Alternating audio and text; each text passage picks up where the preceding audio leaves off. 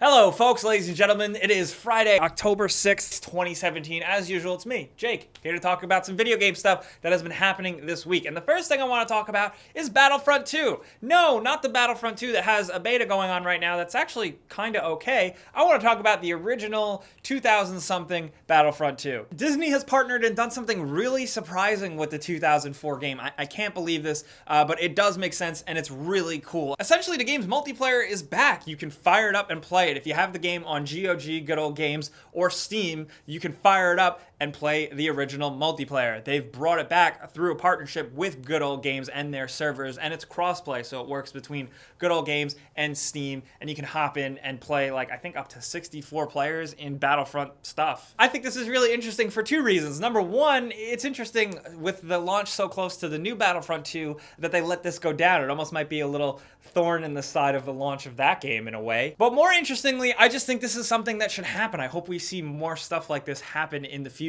because it's essentially a version of video game preservation, and I think that's something that we need and people don't think about enough. You want to play some Battlefront 2? Me? Yeah. Oh, yeah. Tomorrow. Today. No, I'm talking... Me? Did you pay attention? The old one. Oh, they brought the multiplayer servers back to the old Battlefront. Yeah, you were sitting right there. You said I don't have to pay attention. But moving on, we've been playing a ton of Cuphead here in the office. If you haven't seen it before, you buy it, put out. It's a really good game. It's really hard, it's really fun, and it looks incredible. And a really good way to exemplify that is what Lazy Games Reviews posted. But they took essentially a PC version of the game and put it through an HDMI to RF converter and played Cuphead on an old monochrome CRT TV. And I didn't think I would care about this, but it looks absolutely awesome. I don't want to sound like I'm overhyping it a lot or anything. Maybe I'm just fascinated by this stuff, but it really fits in so well with the old 30s, 40s cartoon design of Cuphead on the old monochrome TV. It just works for me. Like, it almost feels like playing the game on like a 4K or a 1080 TV is just the wrong way to play now. They play it for a few minutes and it's a good watch, so if you do want to check it out, we linked it down in the description below, as well as everything else I talk about this week, so check it out. But in something I didn't really expect to talk about it looks like Fortnite is starting to catch up to PlayerUnknown's Battlegrounds. I don't know if you guys know, but we talked about it a while back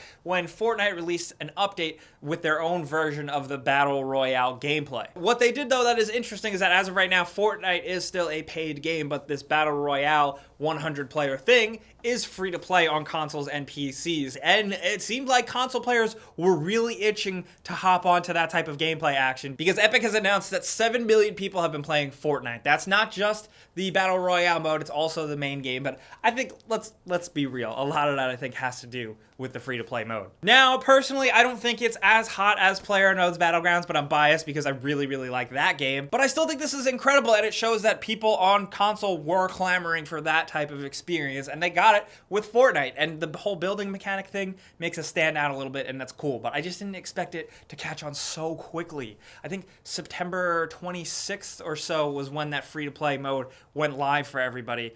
At 7 million, that's huge. PlayerUnknown's shaking his boots.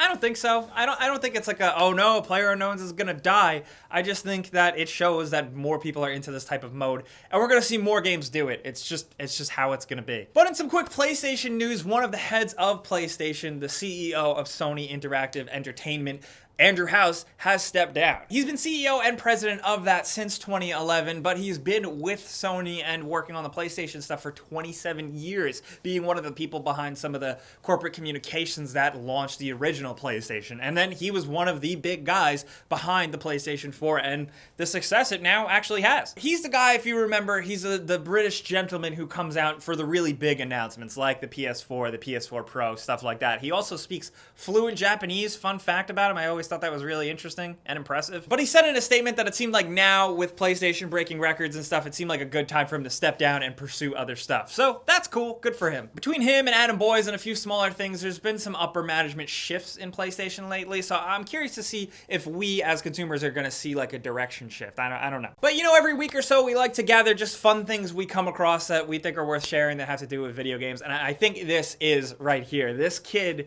who got a surprise present of a Nintendo Switch. It looks like he went on a scavenger hunt using his parents' Google Home in the house that told him where to find the present. And he unwrapped it, and it was a Nintendo Switch, and he basically had one of those Nintendo 64 freakouts. And this is great. Roll the clip, I guess. I don't know. What do we do? Roll it. Do the... I was wondering what that was. Nintendo Switch! Oh my god! That's just good old-fashioned good shit right there. Like, I'm gonna try and watch this all the time. Anytime I get super cynical about games, I'm just gonna watch this kid freak out over a Nintendo Switch. Because you know what? I feel the same way, dude. But in a story, I had to do a double take. When I read it, I was kind of like that blinking guy. WWE 2K18 doesn't have microtransactions like NBA 2K18 did, much to many people's dismay. Here, there aren't any, but there are ads on trophies. Yes, I said trophies. I don't understand. I mean, all we have are the early details right now. Maybe there's going to be more context. There are achievements that you get in the game that have the Snickers logo and the KFC logo on them. Now, the KFC one, a little context. Dolph Ziggler did this whole promotional KFC Colonel Sanders thing, so maybe that has something to do with it. But this is bizarre, man. The trophy with the little Snickers logo on it is actually titled Snickers. I mean, it's for a pretty basic achievement: play and win 50 matches, but it's crazy that they decided to slap Snickers onto that.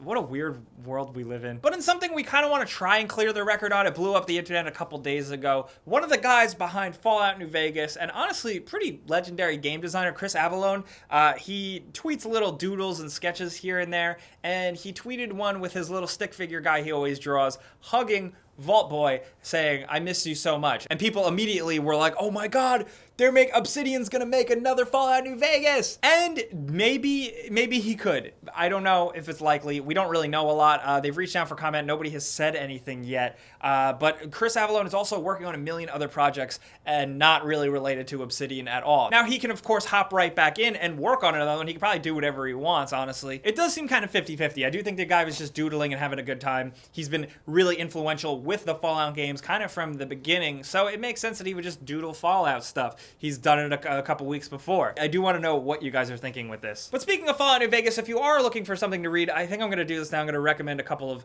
articles you should check out, because we all spend so much time talking about games here. You may as well be well read about them. So check out this pretty interesting interview with a level designer from Obsidian on Fallout New Vegas, who kind of goes into detail how the development was actually held back by the fact that they had to make it on consoles. It's a pretty interesting perspective. Also, I linked below a pretty interesting read on the making of BMX XXX. I don't know if all of you guys were around when that game dropped, but it's a pretty interesting story about how it was made, and it's a complete mess. You should check it out. So that's it. It's like a Jake's Little Reading Book Club. I don't know. Go check out those articles. It's not sponsored or anything, but let me know what you think. Also, something I'm super pumped about is the game I keep going back to. They've announced that Adam is going to be a character in Injustice 2, and I gotta say, the little glimpse we got is pretty incredible. It's really impressive how he can go small and large instantaneously. It's almost like they had to alter the game around this guy, but it's really cool, and I can't wait to play him. That's really it. That's all I really have to say about that. But Assassin's Creed Origins is dropping soon. I don't know how it's gonna be, honestly, but my fingers are crossed because I am just a fan of the series. But they released a new trailer. Essentially, it's close to launch, so it's almost a launch trailer. It's worth checking out if you're into it, because they have been putting out pretty impressive trailers. But one thing I wanted to acknowledge that they announced last week